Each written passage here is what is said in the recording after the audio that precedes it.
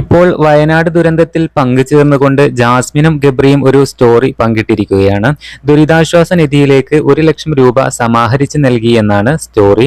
ഇരുവരും പറയുന്നത് ഇങ്ങനെ: എല്ലാവർക്കും ഹൃദയം നിറഞ്ഞ നന്ദി. വളരെ ചെറിയ തുക പോലും സംഭാവന ചെയ്ത് ധനസമാഹരണത്തിലൂടെ വയനാടിന് ഞങ്ങൾ ഒരുമിച്ച് 1,00,000 രൂപ സംഭാവന ചെയ്തു.